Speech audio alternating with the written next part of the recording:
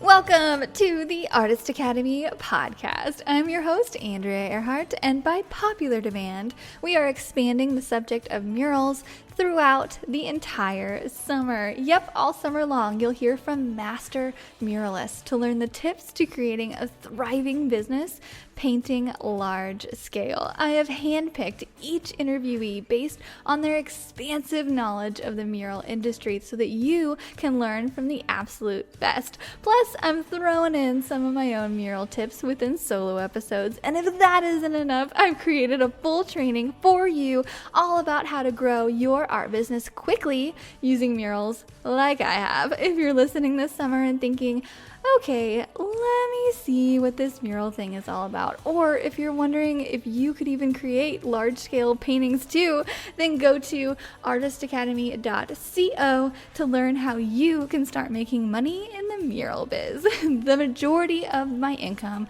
comes from murals, and I want to help you get started too because I know how profitable they can be. You'll go to artistacademy.co to claim your free training, and I hope you're having a fabulous summer. This week's episode features California-based muralist Jeff Raum. This might be one of my favorite episodes because Jeff has a lifetime of experience in the arts industries, and he's just so willing to share everything.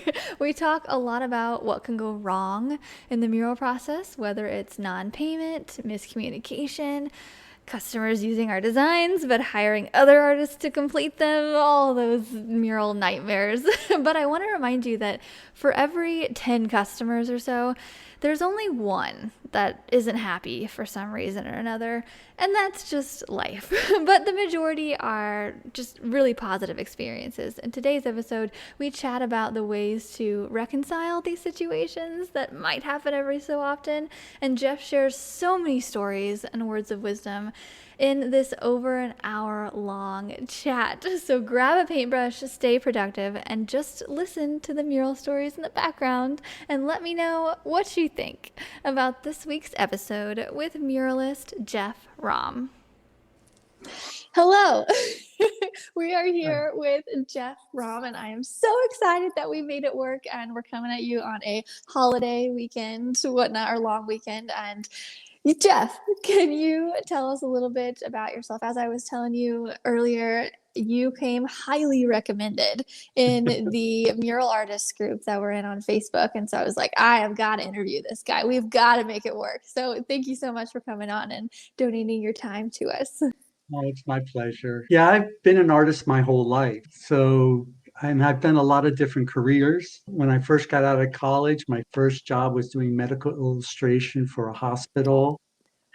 And then I moved to Washington, D.C. and worked in an ad agency there and did thrilling things like the life cycle of the boll weevil for the Department of Agriculture. I hated it. It was so boring. Had to wear a suit and tie, and it was just awful. So anyway, one of my coworkers went to a party and met this vice president of this animation studio, and they said, if there's anyone that would like to work, have them stop by and bring their portfolio. So I took my portfolio to Broadcast Arts, and what they specialized in was 3D animation, like Tim Burton kind of stuff for commercials. And I loved it. And they interviewed me, and about a month later, they hired me to do some backdrops for a miniature set of a Crest commercial. And so I would do my day job in my suit and go at night and work, paint backdrops in my suit. And then they decided to move to New York because all their clients were in New York, all the advertising agencies were there.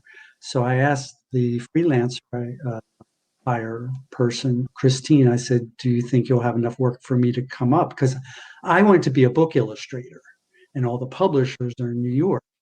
So she said, sure, come on up. So I moved to New York with Broadcast Arts, and I went to the different publishers, and they said the best way to get into book illustration is to illustrate a whole book and then try to sell it, like an ABC book or a copyright free, like Dickens or something. I was like, I don't have the time to illustrate a whole book and on the premise that maybe I'll get to sell it eventually. I need money now. I need to pay rent. So that didn't happen. That never happened. I was working doing storyboard artist, character design, pretty much everything but the actual animation for these commercials, art direction. And we did the first season. You're probably don't even know about it because you're too young. Pee Wee's Playhouse, which was a Saturday morning show with Pee Wee Herman. And there was a guy making puppets, marionettes for the show, and he was doing makeup on Broadway. So I showed him a couple pictures of me dressed as different characters. My favorite role is Scrooge. I try to play Scrooge almost every year. And he said, you know what? We're going on national tour with Judd Hirsch and Cleavon Little with I'm Not Rappaport. You want to do the Broadway show while we're on tour? I'm like, okay. So I started doing makeup on Broadway with Hal Linden and Ozzie Davis. And then it was just funny how New York was. I just want to, it's like things, everybody's on this island, Manhattan Island, and it's very easy to connect and network because you're constantly running into people. I live in California now in Los Angeles. We're all in our cars. It's very insular. But back then we didn't have internet. We couldn't network and socialize on the internet. So it was good to live in Manhattan at the time. That was my Facebook. I was eating dinner one night at an Indian restaurant with a friend, and in walks this lady who was an instructor for a 3D makeup class I took, prosthetic class I took, Jennifer. I said, hey, Jennifer, I'm doing makeup on Broadway. She's like, that's great. And we exchanged business cards. So a year goes by, and this lady asked me, do you know anyone who does makeup for a living? Because that's what I'm thinking of doing. I said, I know Jennifer, but let me call her first because I haven't spoken to her in a year. I want to make sure the phone number is still good. So I called her and she said, Jeff, it's so funny you called. I was looking for your phone number yesterday and I couldn't find it. I've been offered to do Stephen Sondheim's new musical Into the Woods, and I can't do it because I'm working for the New York Opera. You want to do it? So I was like, sure. So I got to do makeup for Into the Woods on Broadway and got to work with Bernadette Peters. And I did all the witches that came through, did their prosthetic makeup and the wolf for Little Red Wolf. But that's how it was in New York. It was just one thing after another, and it was just things falling into place. And then after 7 years, I got tired of New York. Into the Woods was about to close. They wanted me to do the makeup for Grand Hotel before it came to New York. It was still in Boston. I couldn't go that weekend. They wanted me up a particular week, so I couldn't do that. I thought, Into the Woods is closing. I've really had enough of New York because the energy there is just crazy. They want everything done yesterday. And I said, I really want to get into special effects and the film industry. So I decided to move to LA. And then I interviewed with the studios, and they've seen I've been an art director in New York. And they say, well, you're not in the union. You'll have to start all over again as an apprentice and get into the union. And so they really basically tried to talk me out of even going that route, which in the end, I think is a good thing because CGI stuff came in. Everything's created on computers now. Scenic art is really dying in the film industry because everything's done in computer now. If you compare Lord of the Rings, which was all real in miniatures, to the way they did The Hobbit, it was all green screen. So anyway, that's when I started my own business, paint murals. I did a little bit of it in New York. A friend of mine had an antique shop, and I would paint bifold screen doors. Normally use them on the closet doors. I paint them as screens and sell them through her antique shop. And so I really liked creating art for art's sake, just to beautify, not to sell a product like in advertising and all that. So I started with my mural business. And just moving to LA, I didn't know anybody. So I just went through the phone book. Back then, we still didn't have the internet yet. So I went through the phone book, the yellow pages, and just called interior designers and finally got one person to hire me, Ron Swing.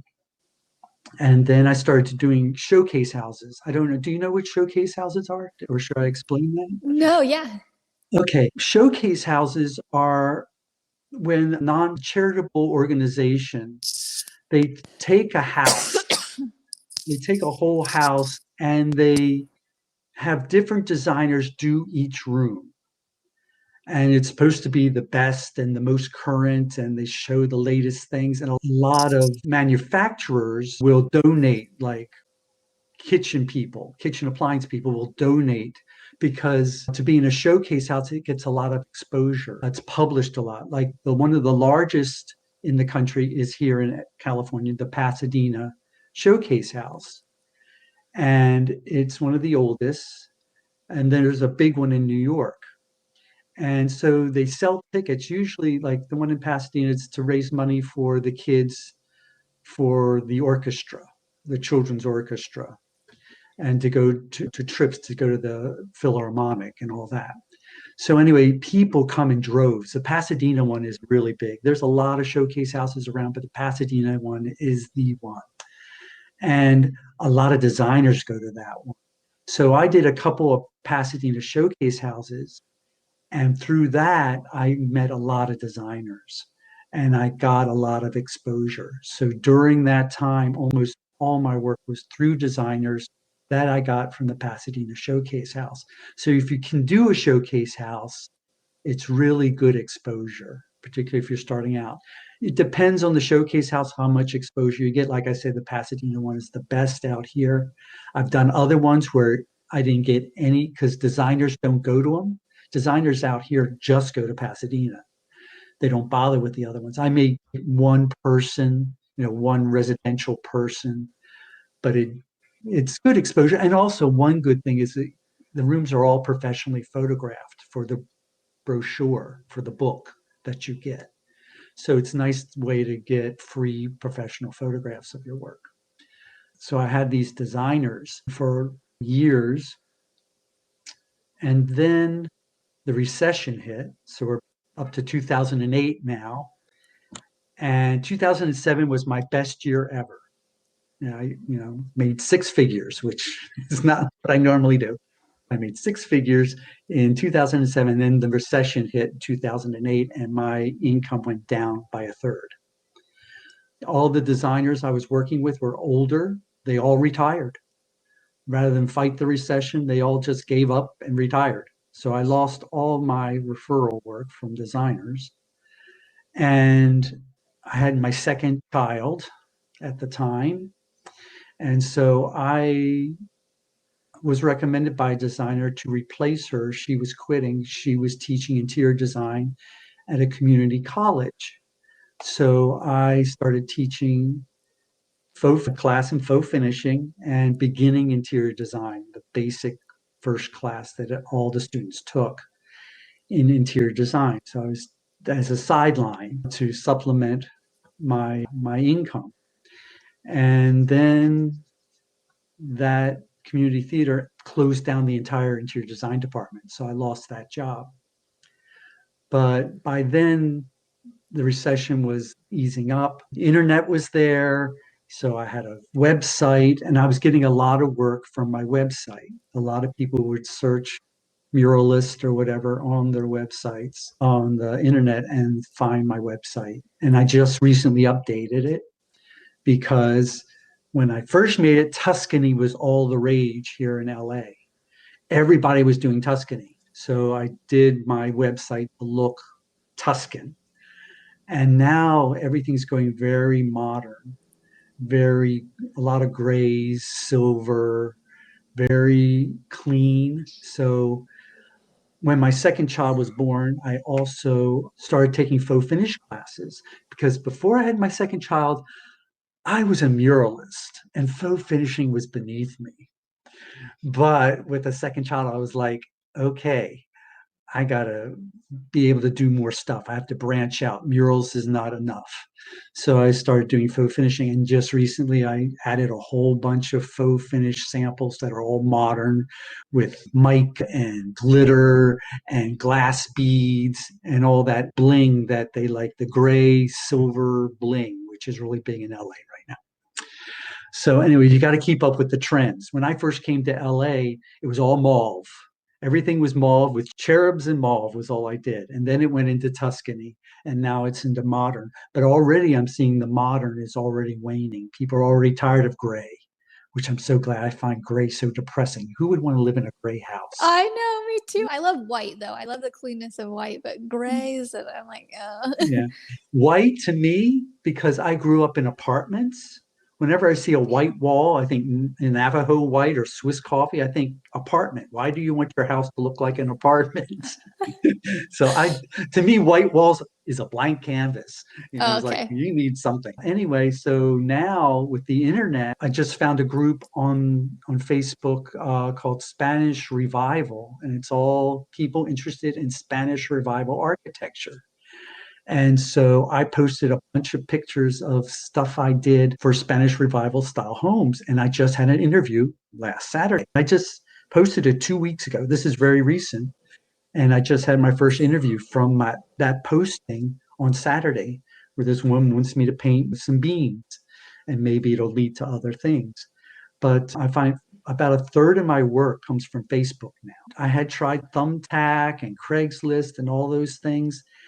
And for me, I found most of them, I've been in the business long enough. I'm not cheap.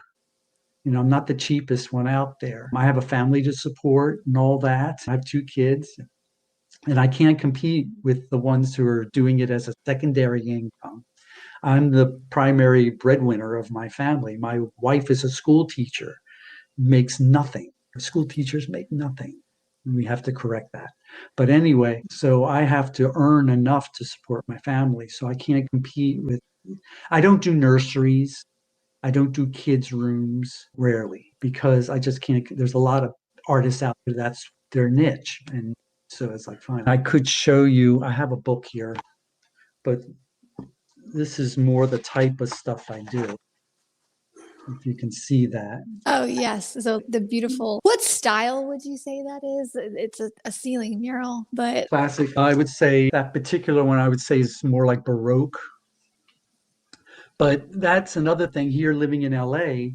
I don't know where your group, they probably live all over America. yeah. Yeah. I'd probably be much happier living on the East Coast. That's where I was born and raised. I was born in Baltimore. I was on the East Coast, and it's much more formal on the East Coast, a lot more English influence, European influence. Living in California, I go crazy because everything is rustic. Everything is shabby chic. And to me, it just looks shabby. Yes. I like elegance. I like formal. I like damask. I'm constantly asked to make a room look derelict with exposed stone and cracks and all that. And I would love to make it look like the Sistine Chapel. So I'm not living in the right area. There's areas of LA that have that kind of elegance, like Beverly Hills, but that's a very hard market to get into. And when I interviewed with designers in Beverly Hills, they say I don't charge enough hmm because in Beverly Hills, it's all about, oh, look how much money I spent on this. They brag about how much money they spent. And if you don't charge a lot, they think you mustn't be very good. You pay for the quality. But the thing I found with Beverly Hills, and I hate to generalize, but I find with very wealthy people, they're not ethical. They don't pay. They're very stingy. They're very tight with their money. But there's a story where I interviewed with this guy. He wanted me to do incredible stuff like, oh, this is all portfolio stuff. It'll look, oh, I can't wait.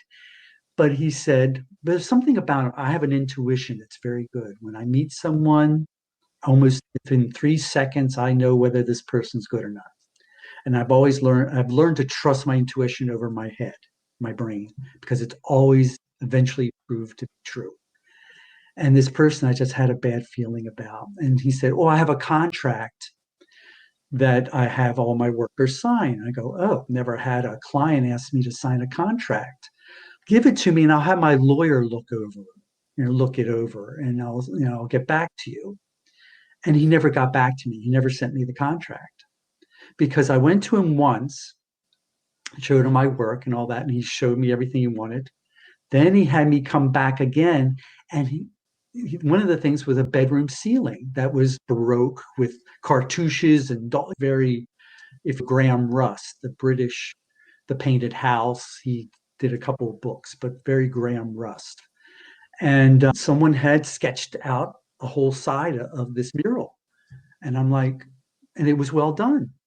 And I was like, what happened to this artist? He started, where is he now? Yeah. So that was a big warning sign. Because if I go into a house and I interview with someone and they have beautiful work already done, I ask them what happened to the person. And they say, oh, they moved away or they retired. I was like, oh, okay. But if they don't have an answer, then it's maybe that artist didn't want to come back because they were so difficult to work with. But anyway, so I saw this and this was a big red flag. So nothing happened. About a year goes by, maybe not a year. And the secretary calls me and says, my boss is looking for an artist to do this work, this in the dining room, this in the bedroom, blah, blah, blah. And I was like, this sounds very familiar. I think I've already interviewed with your boss about a year ago. And something told me not to work with him. And she said, I shouldn't be telling you this, but I'm quitting in a week. Trust your instincts. Don't work for him. And I was like, okay. And I was starting to say, oh, but it would be great for my portfolio. She said, no, don't work for him. Oh my gosh. And I have a feeling that in that contract, it said somewhere that something like, if I'm not 100% satisfied, I don't need to pay you. And the second time I went to the house, I saw him up on a ladder. I had caught him. He was up on a ladder checking the tops of the doors, making sure the house painters had painted the tops of the doors. So I think this guy was just, he was rich for, what's the word? Just not taking advantage of people and not paying. Like another famous person I can think of who is notorious for not paying his contractors. But yeah, so you meet all kinds. And it's at this stage in my life, to me, it's more important. The client, the niceness, the atmosphere I'm working in is more important than actually what I'm doing. I have one client who's one of my favorite clients. I think of him more as a friend than a client. He's a movie producer, David Kirshner. He did the Chucky movies and Hocus Pocus and Fievel, the American Tail animated mouse. And he's just the nicest man. But I never got to paint a mural for him because he already has an incredible art collection. His walls are covered with art. So I ended up doing some of his ceilings. But he's just the nicest guy. And I just look forward. Oh, you have a 1 day job for me? Great. I'd love to see you and Liz and hang out with you too. And once I did a ceiling for him, and it was a Crawford ceiling. So I said, I'll do it on panels and then we'll just apply it between the beams. And he said, no, Jeff, I know the scaffolding will be up for days and all that, and it'll be more of an inconvenience for me, but I'd rather have you here because I like your company. So, it was great. Whenever I go and work for him, I feel like it's a vacation because they have a beautiful home and it their back overlooks a national park. So it's just beautiful surroundings. And they always brings me plate of fruit and cookies and drink and anything. I feel like I have a servant, a butler while I'm working there, but just the nicest guy. And then I've done some incredible, like one of my favorite houses that I worked in.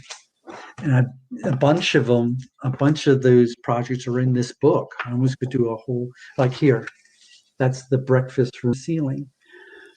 And this is David Kirshner's dining room ceiling. That's amazing. I love that. Is that all hand painted or did you use any kind of? Well, okay, let me talk about some of my techniques. Everything is painted directly on the ceiling, and I use stencils to do all the vine work, all the vines. If I have to do vines, I use stencils to lay out the shapes, and then I go back with hand painting to add the shading and highlights to make it look hand painted. But all the flowers and the birds, I painted on cambric cloth, which is a very thin material they use to make cheap roller blinds. I painted them at home in the studio, And then I just applied them to the ceiling. So I didn't have to paint the birds and flowers upside down, looking up at the ceiling. I could paint them comfortably at my desk. Oh, that's so nice. What kind of material did you use? And then how did you stick it to the ceiling? I've yet Okay, to it's do an called installation mural. cambric cloth. It's CAMBRIC cloth. Okay. And it's vinyl impregnated fabric. It's again, it's like what they use to make those really cheap roller blinds.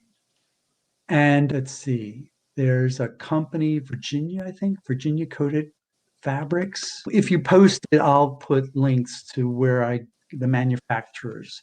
Okay, that'd be But awesome. some of them went out of business fairly recently. There was C-More, C-MOR. I think they're the ones that went out of business though. And then you can use glue, or I use wallpaper border adhesive. Border adhesive is has more tack to it than regular wallpaper paste. So I use wallpaper border adhesive and I just stick them up. That's for interiors. Now, if I'm doing an exterior job, I use what's it called?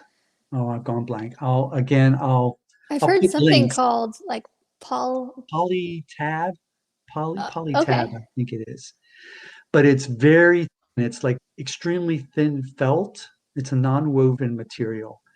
And you have to put very slick plastic behind it because the paint seeps right through it. And if you put something that doesn't release easily, it'll stick to whatever you have behind it. So I learned that I used a tarp once and it stuck to the tarp. So I have to use plastic garbage bags.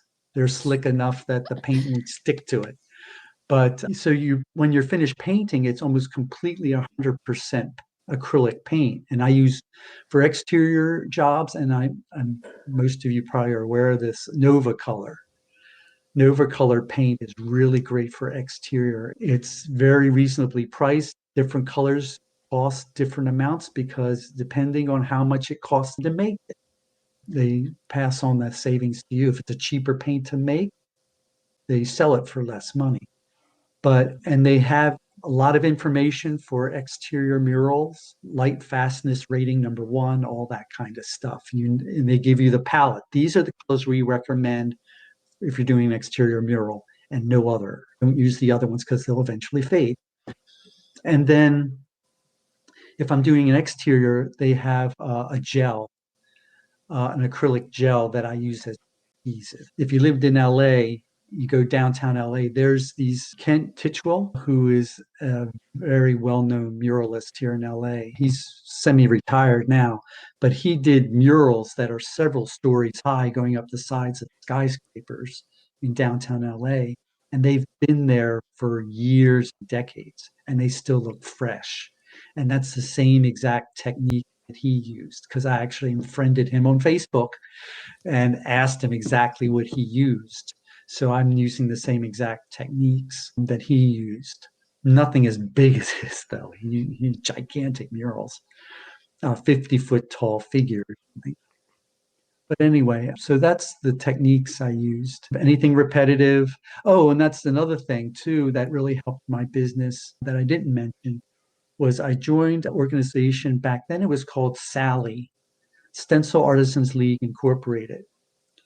And because that made me aware of all the different stencil companies, and they had conventions, and I would go to conventions, and then I would teach at the conventions. And I think that's why a lot of your know me is probably through those conventions I did. And for a while there, they have different chapters. They would fly me out to different cities for the weekend and paint and do a mural painting class for the weekend, which was really nice because you got to meet people and they treat you like a star, like you're something special, and really nice. Made a lot of friends that way that I still keep in touch with, and they're now called Adele, and I can't remember, International Decorative Artists League. And now their focus is not on stenciling, it's more on faux finishing and plasters. And again, keeping up with the trends because for a while there, stenciling was really popular. There were big stencil companies. Went on the Christopher Lowell show, which was a show on the Discovery Channel. And that was cool. I did 6 episodes on national television, and I'd walk down the street and occasionally someone would say, "Are you? I've seen you." And I was like, "Yeah, you saw the Christopher Lowell show." Yeah, yeah.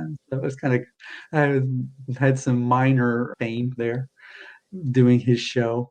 But then the stenciling business dried up and a lot of them went out of business. I had my own stencil company, Jeff Raum Stencils, and I had a lot of cherubs because that was big at the time. And but I never really branched out. I never offered enough to really make it worthwhile. So I sold all my designs to designer stencils, and they now carry my stencils, and they just give me a residual. They just, I get a percentage every time they sell one of my things. But yeah, so I've tried a little bit of everything to make ends meet and keeping up with the trends. When the stencil business went out, I had to do something else. When Tuscany murals went out, I had to do something else. Just took a class on liquid metal to learn how to use liquid metal and change any surface into metal. So it's constantly having to reinvent myself. Somebody commented just a second ago and said they used to watch that show and that their mom has your stencils. So Oh, they know wow, exactly who you cool. are. Cool. I love that people bought my stencils, but I never saw what they did with them. I would say like he sold stencils for years, and maybe only 3 people total ever sent me a picture and said, "This is what I did." And I was like, yeah, I even have a Facebook page, Jeff Raum Stencils, but no one posted pictures of what they did with my stencils. So I'd like to see what people did with them. Hint, hint. That's awesome. You have had just such an amazing career. I just could listen to you tell stories about murals and just all the different things that you've done, just from starting from doing special effects makeup type stuff to like Mm. all everything. It's so Yeah, I have cool. so many stories about Broadway and working with Bernadette Peters, singing music of the night with her in her dressing room, things like that, and just Joanna Gleason as the baker's wife, and just love some lovely people that I've met in Broadway, and some not so nice people, but most of them are very nice. But yeah, yeah. Yeah, most people are very nice. I've come to find out too, even customers. And we had a couple comments on here. There's a couple members here from LA, and they commented several times. They're like, so many rich people asked me to show them how to start a mural so that they can finish it or have someone else finish Oh, it. I just had that happen to me. What? I've never heard of that. Please Yeah, tell. just last year. Last year, like I mentioned, 2020 was my best year ever. I didn't mention that. But 2020 ended up being my best year ever. It even surpassed 2007 That's amazing. because I I love to got hear my that. yeah, I got my biggest residential job, which was doing an entire dining room to look like you're sitting on a patio in Tuscany with the sky above and beams and grapevines hanging down. And I didn't even meet the clients. I met the assistant, and I said, I saw the house, which used to belong to Mel Gibson. And I said, I have no idea what their budget is or anything. So I'll just give you several proposals, like sky's the limit, this, that, that. So I gave them all these different options. And they said, we'll go with the sky's the limit. And I'm like, great. Wow. Okay. So, yeah, nice people, except I think because it was COVID, we all kept our distance. I was working in the house with masks on and stuff. So I think they're nice people.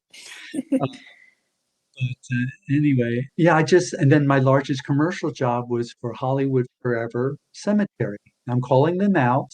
This is what you did. I did a dome for their funeral home. It was really in bad shape. And I did this dome, and I used since it was an exterior mural and it was a dome, and I thought it's going to be really difficult to paint like me leaning over a dome. So I painted it all on panels, the polyvine or polytab, whatever, polytab, and I did it in sections. Like last year, I had such a workload, I ended up hiring 8 assistants just to handle the workload. Normally, I work alone, and last year I had a crew of 8, and we were all making these. I don't have a picture of it, but anyway, it's sort of Indian inspired. It's a gold dome with peacocks and Indian medallions. And anyway, I designed it so that we could do it in sections and then finally have this divided up into 8 sections, have this border going down to hide the seams. Everything was designed to sort of hide. You see it from such a distance anyway, it probably wouldn't have mattered. But anyway, I did it. They loved it. They're like, oh, we love it so much. We want you to do the walls now. So I painted the wall. I didn't paint the walls. I designed the walls, did a mock-up of it, and they came back and said, we can't afford that. They didn't approve the bid and said, can you do it for thousands less? I can't remember how many thousands less. And I was like, actually, I have 7 jobs lined up right now that are ready to go. So maybe after those 7 jobs are done, you'll have the money. And I left it at that because I thought they're in no rush. They've been wanting to do this dome for years. So I thought there's no pressure to get it done right now. Anyway, I found out, luckily, one of the assistants lived fairly close to the place. They stopped by and took a picture, and the walls were done. And I was like, what happened? I didn't paint them. So they had taken my sketch and given it to a cheaper artist, and it was a rough mock-up. It didn't have any of the detail that I was planning on putting into it. And they matched the mock-up. And it's terrible. It's terrible. The colors don't match the dome. It was all supposed to match. There were columns that were supposed to be gold, and they just painted them yellow. There's no shading in the flowers or any of the. It's just really poorly done. And I said, I was shocked, and I emailed them and said, I'm disappointed that you went behind my back and hired another artist to execute my design, which was just a mock-up. And I said, this is nowhere near the level of what I was going to do. You saw the mock-up I did for the dome. Compare that mock-up to the finished dome and see how much better it looks. The walls look as good maybe as my mock-up, if not as good as my mock-up. But anyway, so I sent them an invoice for my design work, and they paid me right away. No, they put the check in the mail the next day. So at least I got paid for my design work. But I thought, what a sneaky thing to do. Why didn't you tell me you wanted to have it done? And I told him to take down the scaffolding. As far as I was concerned, the scaffolding was in the way for the walls because the walls weren't that high. I could do it more easily with ladders and scaffolding. And I thought that was odd that the scaffolding was staying up and staying up and staying up. But anyway, so I don't know why they felt they had to do the walls right away. I said, if you didn't have the money, and then they told me we needed money for a new crematorium. I was like, why didn't you tell me? Just communicate with me. I could have just done like maybe the borders or just the panels or just the columns. We could have broke it down into sections and done phase 1, phase 2, phase 3 kind of thing. If you didn't have all the money up front, it's like we win battles, we lose battles. Just communicate and talk to me, and we can work something out. Yeah, that's so true because that's really is the basis. Anytime I've had a misunderstanding with a client, it could have all been talked out. Usually it's just they think you're thinking one thing. It's a lot of assumptions and nobody says anything. And I was going to ask how you would reconcile that, but you sending money for the mock-up, I was like, oh, okay, that sounds Yeah, I mean, they fair. pay me for the work I did. And I said, I hope they'd use the right materials. Like I used the polyvine, which one reason was because of the dome itself, but also because it was very rough stucco. And gold paint on rough stucco would look terrible. It would just make it look even rougher. It would just accentuate the texture. So the polyvine helped to hide that texture big time because we put the gel on, the adhesive on really thick on both surfaces and almost like filling the valleys of the stucco as we're applying these pieces. And this artist, he painted right on the rough stucco. So they had that rough texture. It's going to look completely different than the dome because of that rough texture. And then I don't know if they used proper exterior grade paint that will last. I put coats, like I use Modern Masters exterior grade varnish. They have, because it comes in dead flat. I use their dead flat varnish for all my exterior stuff. And except for the dome, because they wanted a gloss. They wanted it shiny. So I used their high gloss exterior varnish, but I use Modern Masters. So I don't know if they protected it with a varnish or what. So it'll be interesting to see as the years progress how my dome holds up compared to the walls. Because I said to them, you may end up having to hire someone again. That money you saved up front is going to get lost when you're having to repaint it because it faded like the dome originally was. The dome originally was painted black and gold, and it looked terrible. It didn't last 5 years because the artist didn't use the right paint. And so I said, you're going to have that problem again. Yeah, and you really do get what you pay for with things like Mhm. this. Yeah. I'm like smiling ear to ear because I'm like, I use the Modern Masters. Yes.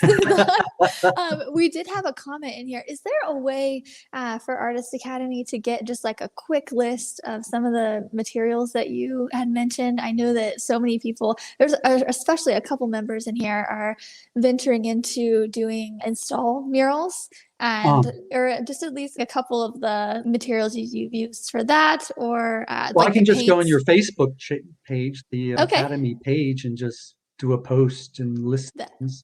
that Yeah, would I be can do that. amazing. Thank you I so can do much. that. No problem. You'll get my bill in the mail. Okay, yeah, invoice me.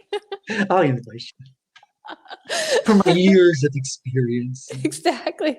Yeah, well, we all so appreciate you coming on here and just sharing all of this. We had somebody comment here a second ago. I was like, love hearing your stories, Jeff. Thank you. Like they're just keep telling stories. I could just go on, and I'm old enough now. I've got a lot of stories to give. I remember back when but anyway, yeah, I'm a ham.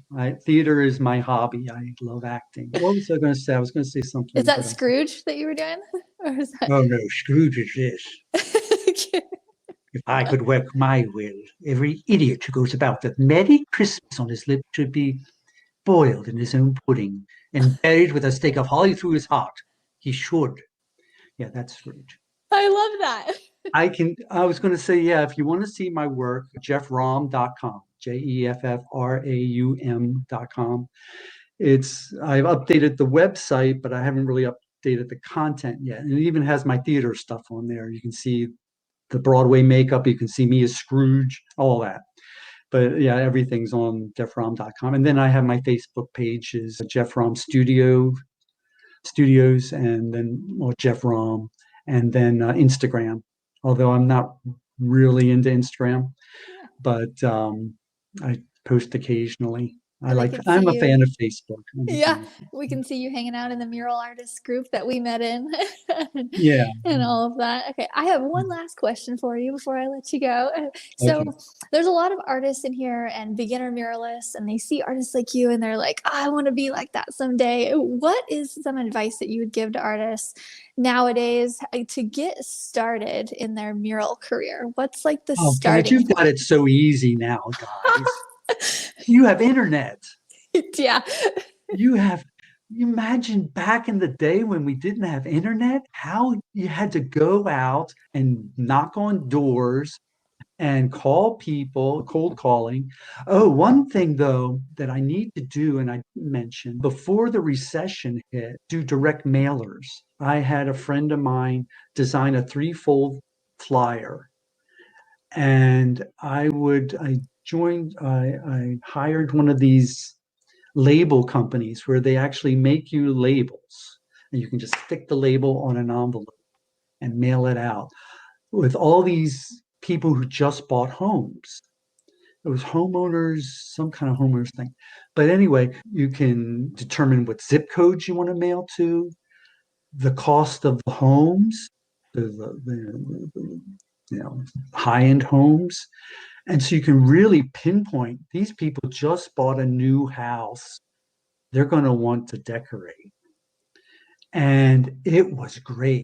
Before the recession hit, that was my number one way of getting work. First, starting out, it was designers, then finding about these direct mailers. And I'm thinking of doing it again now because I stopped after the recession hit because I got nothing when the recession hit. Just doing postcards, which would be a little cheaper, but just making them aware.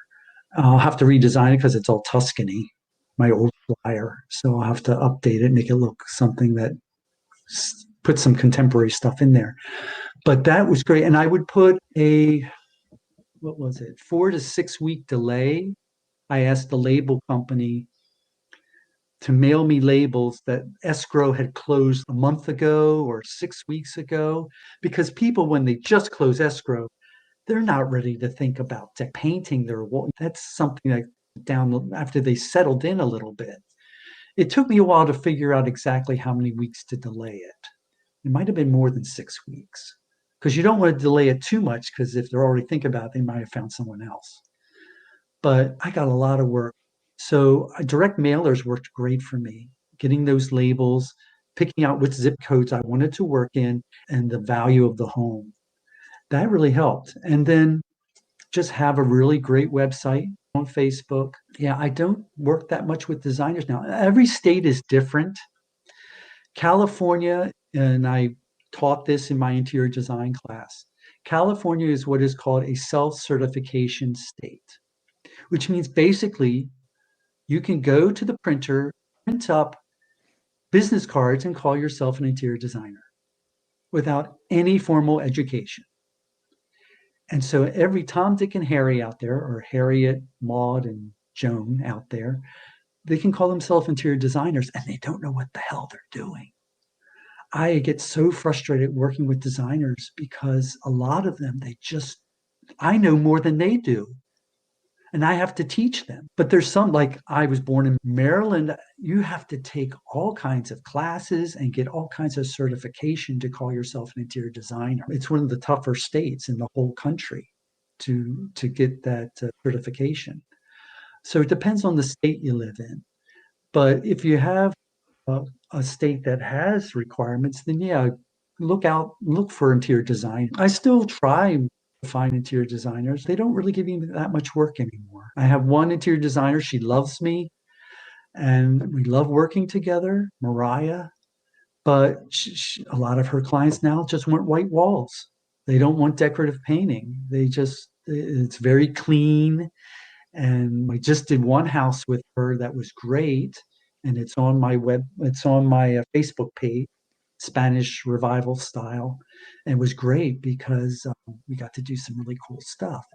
But most of her houses are very clean.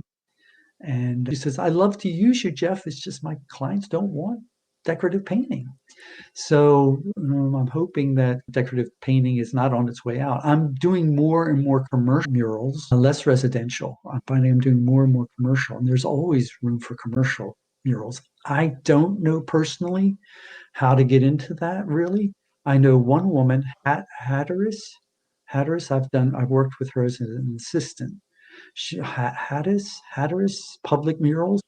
That's all she does is pretty much public murals. She's busy. She's swamped. She's looking for assistants. She's hiring people. I don't know what she does. I don't know how she networks. But I've seen her. She has a folder, and I think she just mails out to companies. But direct mailers, I find, do work. And then also having a good website, because a lot of people find me on the internet. And then a third of my work is through Facebook networking. I've hired all my assistants that I've used. I've hired through Facebook. I've seen their work, post it, and I go, okay, that person, like the dining room, that person can do stone. So he's going to do the low stone surround in my dining room because I know he can do stone. And it's like you have your portfolio right there for everyone to see. But yeah, the internet, it's so easy nowadays compared to when I started out. Oh, it's so easy. I And love that you said that too, because that's kind of how I think of it too. We take 5-10 minutes to post a photo and it reaches so many people, and there's still people out there complaining that they don't want to post. I'm like, it's so easy though. I don't understand why people don't have a professional page like Jeff Raum Studios. I often forget to post stuff on it because I post everything on Jeff Raum. And you can friend me if you want, just Jeff Okay. Raum, because you can see everything there because I post everything on Jeff Raum, even my model painting where I'm painting monsters and stuff. But yeah, I have some designers that I know that don't have a page. And I'm like, why not? Why don't you have a page? And some of my old interior designers that retired, yeah, they had no tech savvy. They didn't know how to use the internet or any. It was all word of mouth. They had been in the business so long that it worked for them. But now I don't get word of mouth. I don't get referrals. People say, "Oh, you must get a lot of referrals." No, I don't. A lot of my clients want to keep me for them. Like I'm their artist. They don't share information. Or someone sees the work and goes, "Oh, remember so and so had that beautiful mural in their house. They don't care to think, let's hire that artist. They just think of hiring an artist like a plumber. It drives me crazy. It's like I've had designers. I walked into this one Gladman's, which is a very high-end furniture store. And I said, I'm a decorative painter. Would you like to see my portfolio? Oh, we have a decorative painter. I'm like, oh, what kind of murals does he do? Oh, he doesn't do murals. He's a Venetian plaster. I was like, I don't do Venetian plaster. I do murals. To say that you have a decorative artist is like saying, I only use Michelangelo. I only use Cezanne. I only use Monet. I only use Picasso in my framed art. It's like every artist is different and every artist will do the job differently. And to say that and I've had designers say, I have a decorative artist. I was like, well, so who do you use for all your canvas, your framed art? You only have one artist for that? And it just drives me crazy to have that kind of mentality. If we're a plumber or something, all plumbers are the same. Mhm. So anyway, that's a pet peeve of mine. You just got me standing on my soapbox there for a minute. Artists are all different and we support each other. I can't stand when I come across an artist that's, oh, I don't share my trade secrets. Anyone's success is our success. Anyone's failure is our failure. It has a reflection on the whole business. It really upset me. Like one showcase house I went to in Lake Sherwood, which is a very exclusive gated community near where I live. I don't live there. It's near where I live. Every room had decorative painting in it, and every room sucked. It was awful. I was furious. I was like, designers are hiring these people, putting them in a showcase house, not even hiring because it's all volunteer, it's all free for the exposure kind of thing. But I was like, this is such bad advertising for our business. People are going to say, I don't want a mural. Did you see that awful mural that person had? And I'm surprised these designers couldn't tell the difference. They were willing to have this awful work in their house. And I just did a back staircase. I did a trompe l'oeil wrought iron railing to match the real railing on the grand staircase. And I did a damask. And then there were words over it that had to do with fashion because it came right off the walk-in closet upstairs for the master bedroom down directly to the kitchen. It was just this little tiny space. But I got work from that because people could see the quality of my work. I got one of my best designers at that time from that little hallway. It didn't really show what I could do, but my work, frankly, my work stood out in that showcase house because the rest of it was so god awful. It was just, oh, it was embarrassing. And that's what I talk about California being a self-certification state. There are people out there calling themselves interior designers that really don't know what the hell they're doing. And they're not they're not designers, they're decorators. The difference, right? Interior designers, they can move walls, they can do architectural changes.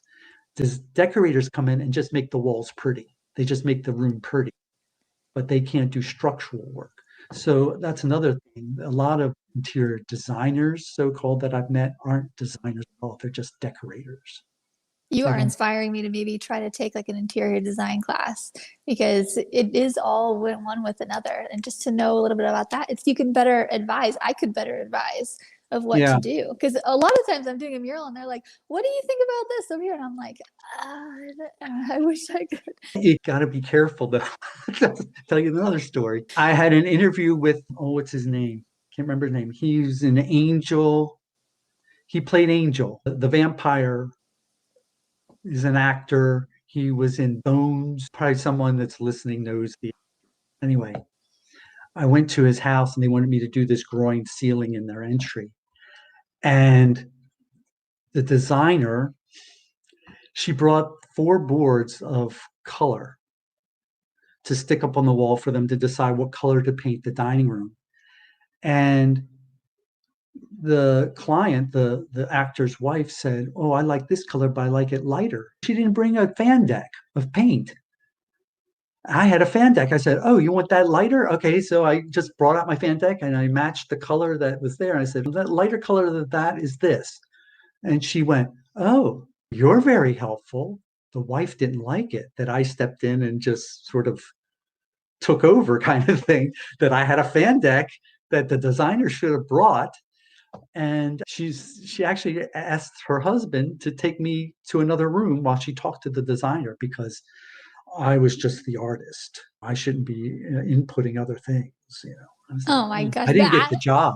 I I'm didn't getting get the a lot job. of stories from you that are a lot of with different attitudes in Yeah. California, and because in Missouri you don't really get that a whole lot. There's a couple, and actually I just had a recent communication thing, and I just did 2 paintings for a couple who was from California, and it was kind of weird like that. And I'm just like, I don't want to stereotype. I don't want to do it, but you're But you talking. I'm like, can. man, Californians can have attitude. They're like, you know, they think nouveau riche. There's an area near me, Westlake Village, beautiful mansions, beautiful homes, nouveau riche. They have no taste. They have money. They have no taste. And then you go to places like Beverly Hills. They have money, but they got it. A lot of them got it by being unethical. And then you have Calabasas, which is a nice area. Malibu's a nice, but you get all types. You get all types. There's general is made up of a lot of different areas. There's certain areas I hear the address and go, oh, okay, I got to be careful in this neighborhood, or in this neighborhood, it's okay. Like my favorite client, David Kirshner, he's in Calabasas, nice people, but you get all types. You get all types. A lot of and then I get some people that just really don't have the money. This is a big splurge for them. This is a big deal for them. Oh, and they'll just be so appreciative. Or I have a saying, the smaller the job, the bigger the headache. Where I get this little job that's maybe half a day, not even a full day's worth of work. They want to have 4 consultations about it. We'll talk, they want to talk about it and talk about it and talk about it and just go on and on. To me, it's nothing. To me, it's, oh, I can do this in my sleep. To them, it's, oh, they've never done anything like it. And so after a while, I had to say, oh, if you want another consultation, you'll have, my first consultation's free.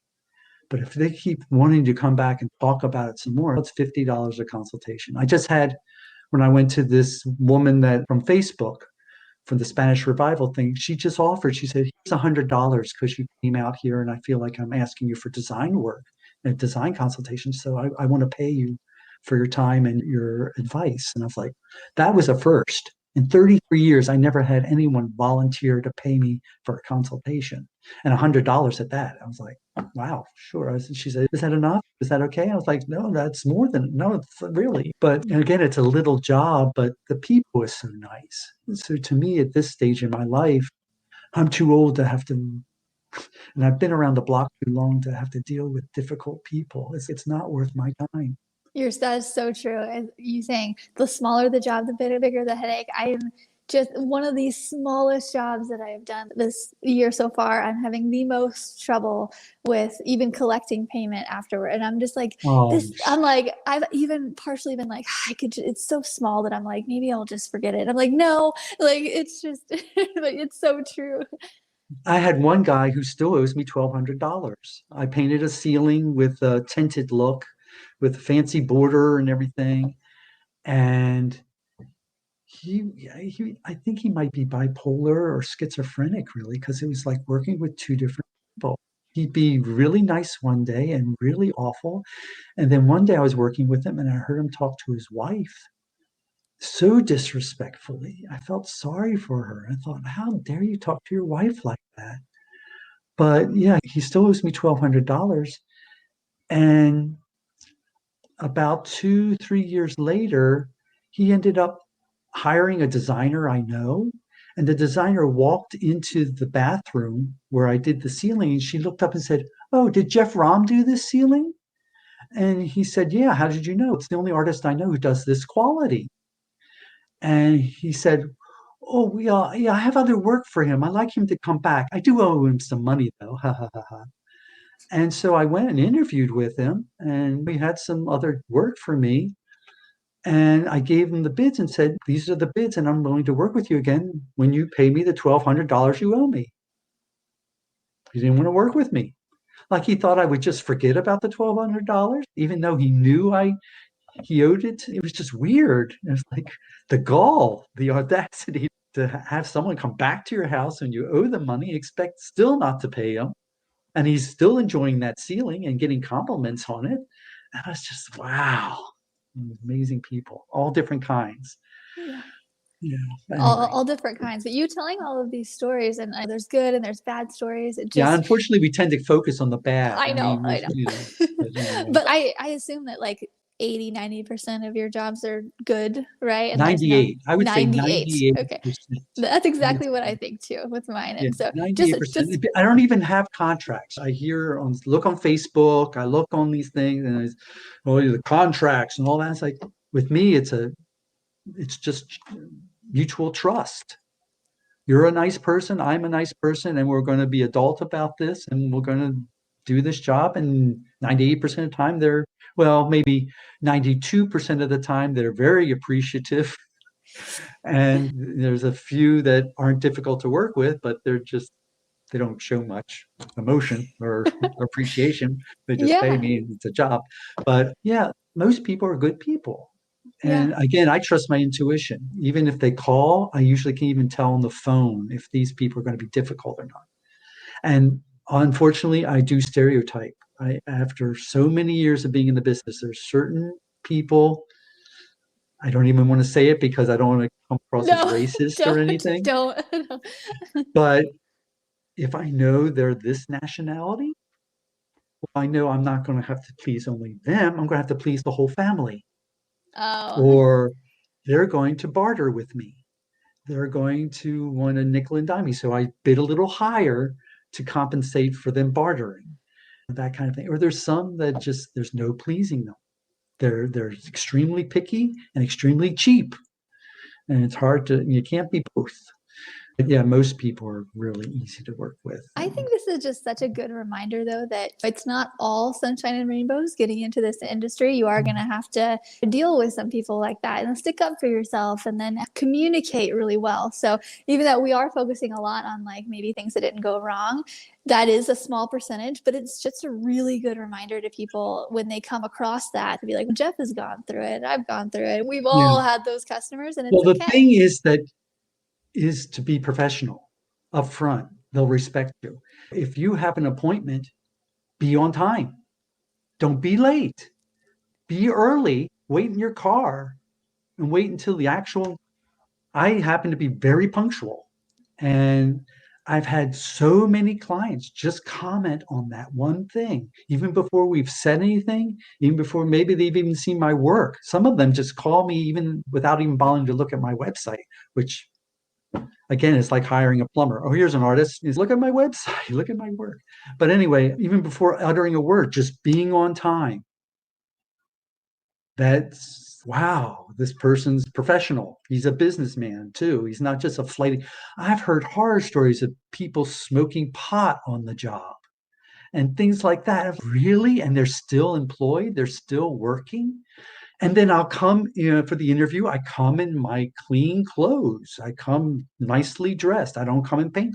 And people will say, "Oh, you don't look like an artist." I'm like, "I'm not painting now. I don't always wear my paint clothes."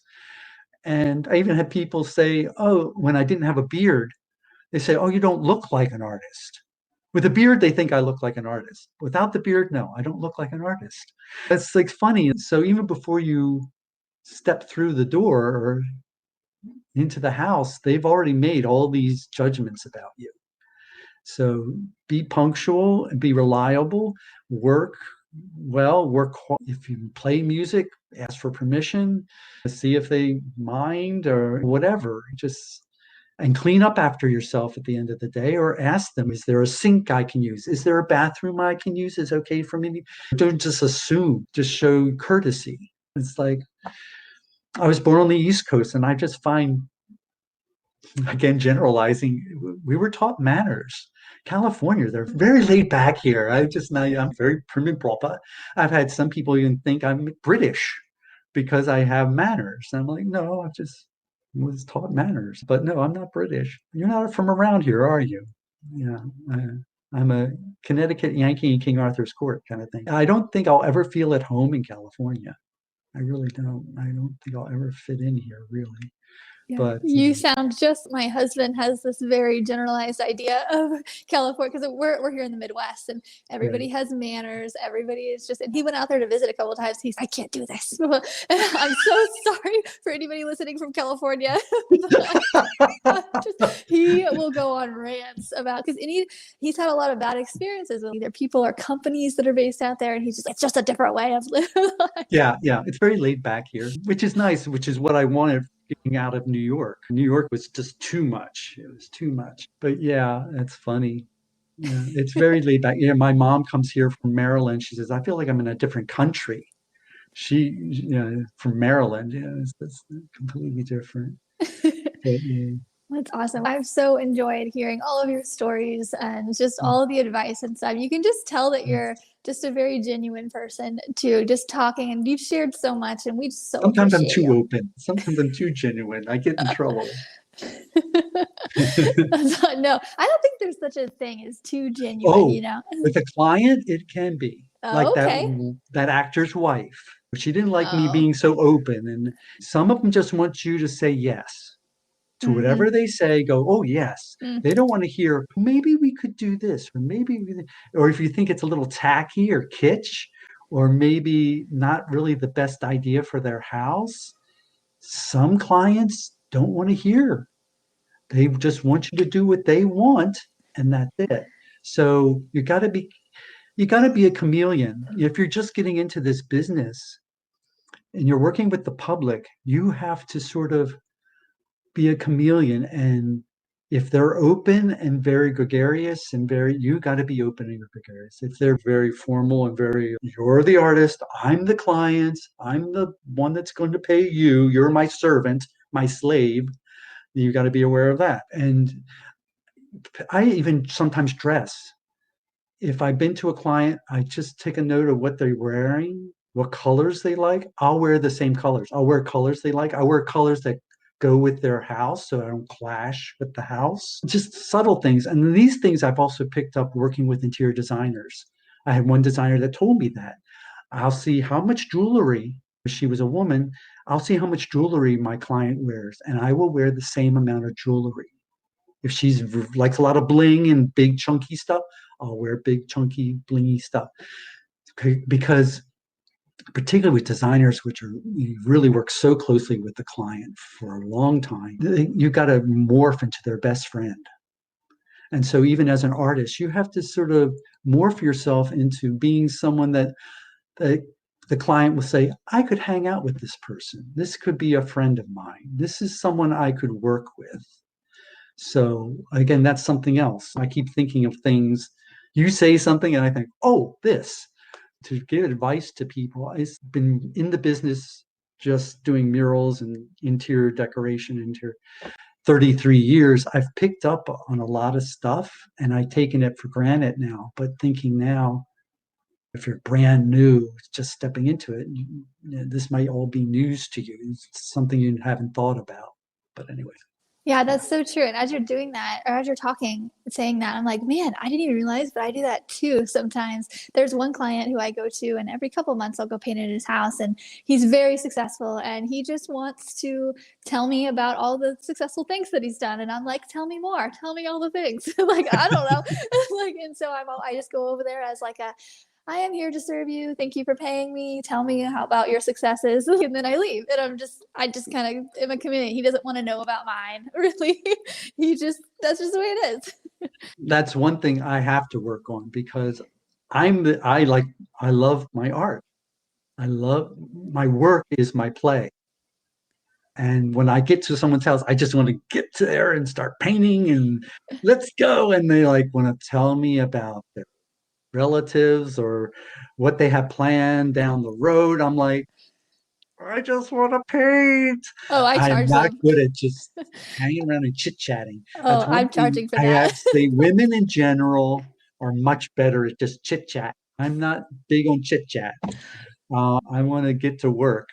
And some of them appreciate that, and I work hard. When I go, I don't take long lunches. I work 8 hours a day, and they respect that. They respect that he's a hard worker. He's not here lounging in my house, kind of thing. Yeah. Yeah, definitely.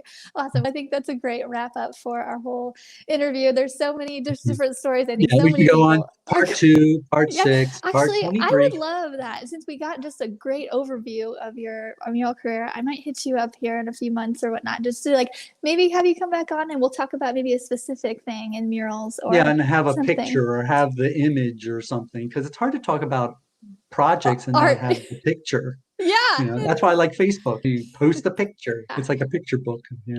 Yeah, So, I would love that. Thank you okay, again great. so much. I hope you have a great rest of your Monday holiday. Oh, you too. You too. Happy Memorial Day, everybody. Yes. All right. I will see you inside the Facebook groups. Thank you again so Okay, great. much. Thank you. Bye. Bye-bye. Just another reminder that I have created an extra special training for you to learn how to grow your art business quickly using murals like I have. If you're listening this summer and thinking, okay, let me see what this mural thing is all about, or if you're wondering if you could possibly paint large scale too, then go to artistacademy.co to learn how you can start making money in the mural biz. The majority of my income comes from murals, and I want to help you get started too because I know how profitable they can be. So go to artistacademy.co to claim your free training, and I will see you next week.